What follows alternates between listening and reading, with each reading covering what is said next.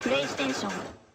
Hello everyone, hope you're doing well. It's time to have a look at a new game coming from the War Thunder team, which is called Aces of Thunder. Now, this game is kind of interesting. It's a VR game, which is going to be coming to PlayStation, and actually has some different ideas attached to it compared to War Thunder itself. And I thought it would be interesting to look into it just because of the simple fact that it has a lot of stuff that people have been asking for years when it comes to War Thunder. And maybe even if this package isn't something that people are interested in, maybe what will happen is it will get expanded to other areas.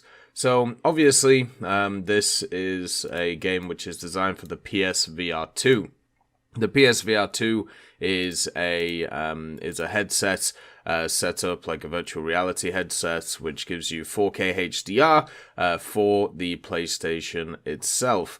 The actual one, at least for me in my area, is $750, which is one of the reasons why I'm not really interested in VR. The other one is nauseation. Generally, whenever I've used them, it doesn't feel great. But yeah, it has eye tracking, 3D audio, and also some interesting controls. And it also looks like it has some earphones, which are really cheaply made. But the simple thing is, with the machine, is this is obviously a virtual reality machine. It's one of those which I've been told for many years is going to start taking over industries. I remember 10 years ago people talking about it, and even before then, but still is seen as kind of a niche thing. So, War Thunder has decided to make a game for it. But if you actually have a look at the trailer for the game, it's pretty much the vast majority of it is just ripped straight from good old War Thunder. You know, you have a bunch of different planes, and you have a bunch of different graphics, which are all pretty much just from War Thunder. It uses the pre-existing VR system. There is some differences in the fact that, you know, it is just specifically a sim game, and also at the same time you can walk around the hangar, which is kind of cool, and kind of see the planes and touch them and see what's going on with them. That to me is pretty awesome, and I really like that idea. So they're really trying to push, you know, the VR2 with this game. And it also makes sense why over the last few years we've seen a big push in VR when it comes to War Thunder itself, because they're obviously developing this stuff and they were pushing it forward, which is pretty interesting. Now, the more interesting thing, at least for me, is not the price of the VR2 or not the price of the PlayStation 5, because either the PlayStation 5 for me, depending on which one I look at, ranges from $600 to $930. So if I bought, let's say, the $600 one, then also got the $750 headset, you can see that, you know, you're basically near enough at, you know, $1,300, $1,400, $1,500 there just to play one game. So yeah, not really worth it for me. But what is interesting about Aces of Thunder is what they are going to do is a paid model. So instead of a free-to-play model, they are going for a paid one. So it says all aircraft that would be a part of this game or its future add-ons will be available immediately upon purchase, and the players will be able to apply cosmetic items to customize their planes, the studio says in a press statement.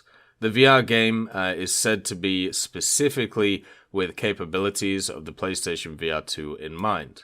So there you go. It's pretty interesting, which I think is quite nice. The Aces of Thunder itself, they are also technically, they do technically have a website for it, but it's not really specifically there yet. And, it doesn't really say too much about it. But I think in general, it's one of those things which is worth, having a look at. There is a Facebook page as well that they've just created, which going on about it. It says, experience the thrill of aerial combat like never before with Aces of Thunder, the upcoming VR game made specifically with capabilities of PlayStation VR 2 in mind. So there you go, as simple as that. I'm hoping that in the future, a lot of like when it comes to stuff like Enlisted and War Thunder, right, and they are kind of developed in parallel to each other. Basically, what this means is they can kind of feed off each other as they push forward, and I think overall that's really positive.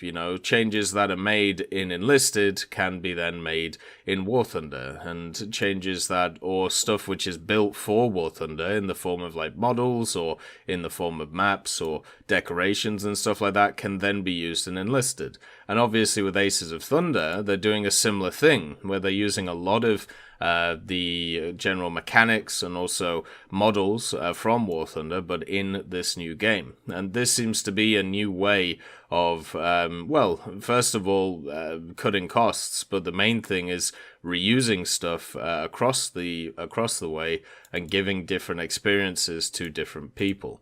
The simple fact is this is a paid version of the aviation side of War Thunder, and the paid version gives you access to everything, and also all the cosmetics and everything like that.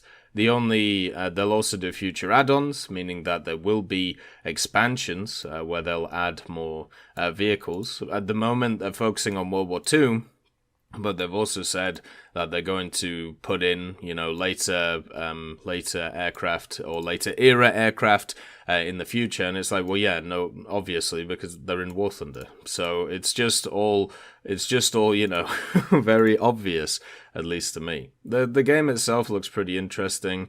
The price tag of the whole system's a little bit higher. But I know a lot of people who would rather,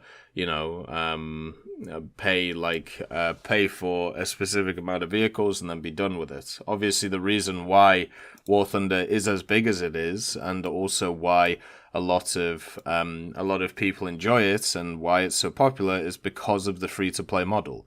So War Thunder itself won't be changing, at least from what I've seen. I've seen a lot of people talk about how, well, if War Thunder was a $60 game and you were able to unlock everything with that $60, then I'd play it. And it's like, yeah, but then War Thunder wouldn't exist, because the simple fact is you wouldn't get people through the door in the first place to be able to play it. And if you retroactively now made people play for it, well, guess what? You've just donked the vast majority of your player base, and they don't play anymore. The vast majority of players of War Thunder are either free to play or don't really put too much money into the game, and that's the beauty of free to play. You have this balance where you're able to get people through the door because there isn't really any opportunity cost, and then after that, the whole thing blossoms as it goes along. The other thing that also might be worth looking at, even though the trailer kind of talks about it being a PvP game, which is fair, it might also be the fact that this could be a new dawn of single-player content for both games. Maybe we'll see more missions, maybe we'll see more things worked on, maybe we'll see more campaigns and stuff like that for each of the games, and that means that there'll be new content in that regard. That would be really cool. Obviously the PvE stuff in War Thunder has been increasing over and over and over again.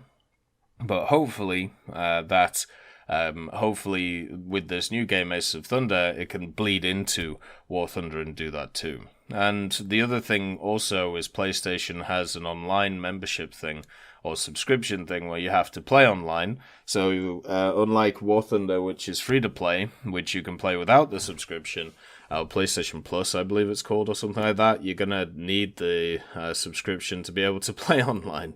So yeah, overall, this just seems to be a very expensive thing, at least from the consumer point of view. So I'm hoping Gaijin gets something out of it. I don't know whether they did a specific deal and so on for the platform, but at the same time, it's a lot of work put into this. And when I look at like the pricing, obviously it doesn't. I personally don't like it, but I'm sure some others might, which will be good for them. The main thing is the paid model and a few other parts as well, so should be alright. As always, I hope you have a wonderful day, and I'll see you next time. I'd just like to thank Millie Draper, Juan the Panda, Nick R. Kupila, Carrion Crow, Gus Irenicus, Pyman, Merciless Reaper, Orange Tail, Teddy, Daniel Stanton, Moxie B. Young, Peter Grayling, Jerry Provolt, Bareen, Alan Hacker, Sem Arslan, Uncle Bean, Derek R., and Lafouche for supporting the channel.